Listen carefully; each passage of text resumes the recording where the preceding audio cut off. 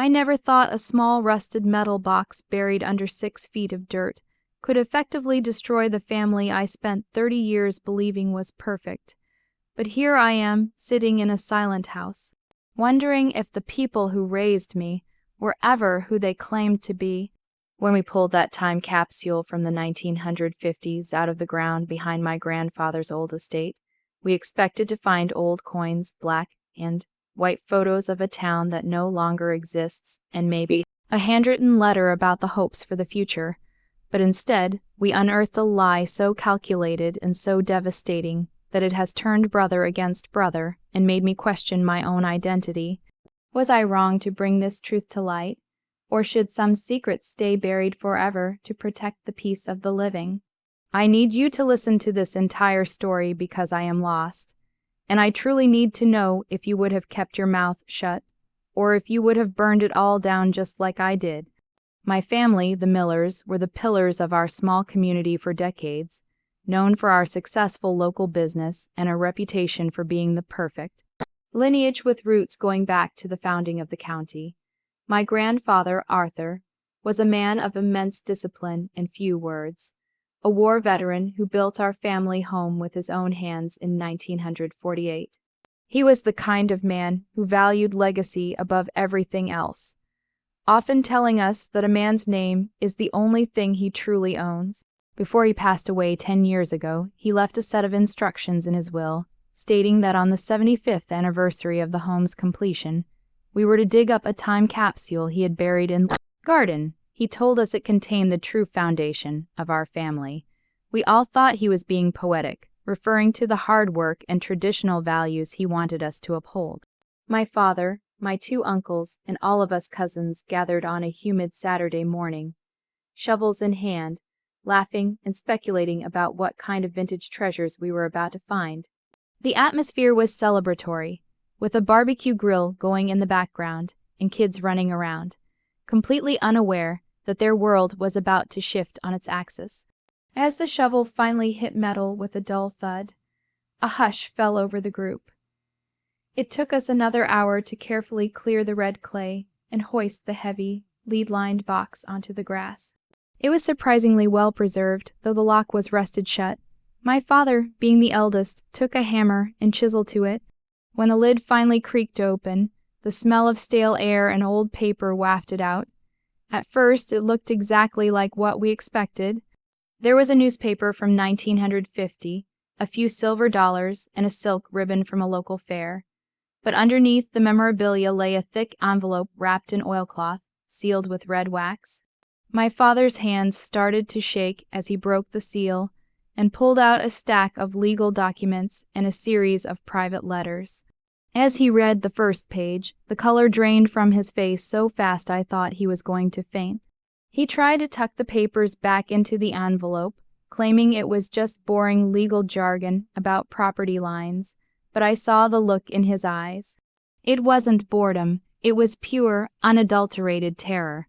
Being the inquisitive person I am, I waited until the festivities died down and everyone was distracted by dinner to slip into my father's study, where he had stashed the envelope. I knew I was violating his privacy, but the air in the house had become so thick with tension that I couldn't breathe without knowing why. What I found inside those pages wasn't just a secret. It was a total rewrite of our history.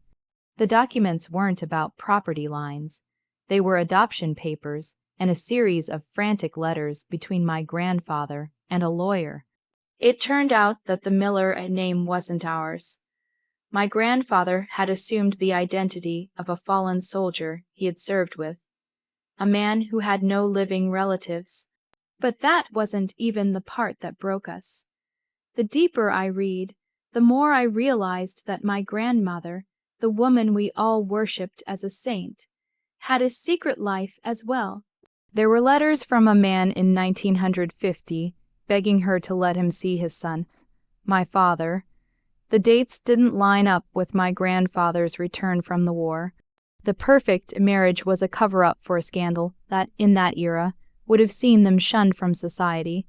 My grandfather had agreed to raise another man's child to keep his stolen identity safe, and in exchange, my grandmother kept a secret. Our entire wealth, our business, and our founding family status were built on a foundation of theft and deception. I stood there in the dark study, holding the proof that my father wasn't who he thought he was, and my grandfather was a ghost.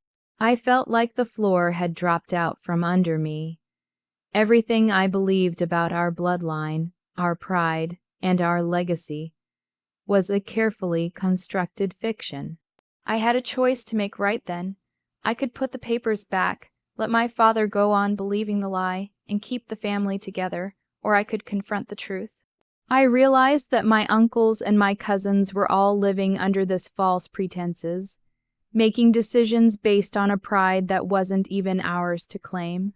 So, that's the situation I was in, and I had to make a choice that would either save my family's feelings or honor the truth. Before I tell you what happened when I walked out of that room and confronted the entire family at the dinner table, I want you to pause and comment below what you would have done in my shoes. Would you have burned those papers to keep the peace? Or would you have demanded the truth no matter the cost? I didn't wait.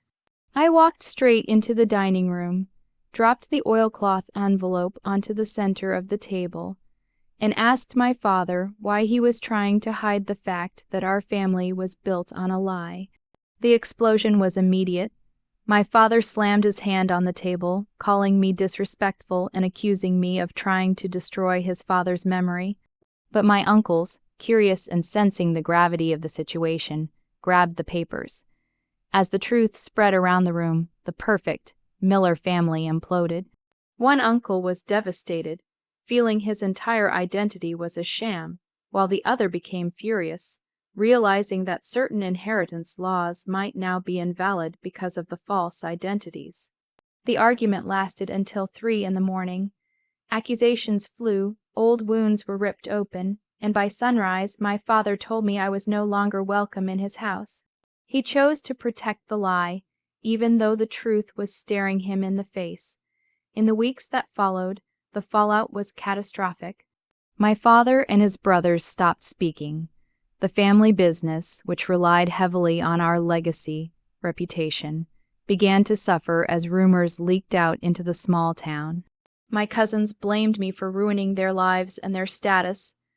I lost my relationship with my parents, but I gained something I didn't expect, a sense of freedom. I tracked down the descendants of the man whose identity my grandfather had stolen.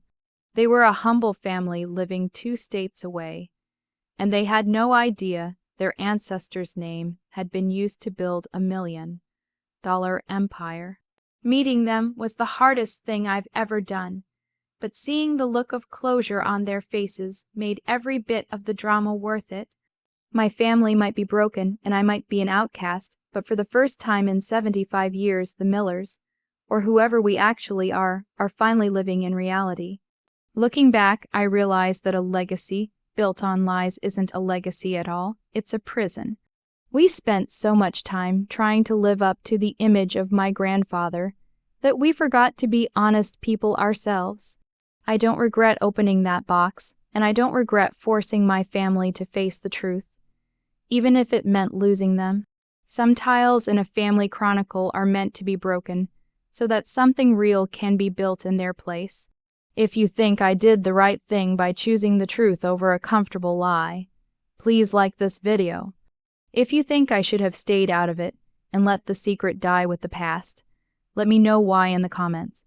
So I'm still processing all of this, and I value your perspective. Subscribe to Family Tiles Chronicle for more stories where we dig deep into the hidden histories that shape who we are today. Share your final thoughts on this whole mess in the comments section, and tell me, is blood really thicker than the truth? I'll see you all in the next story.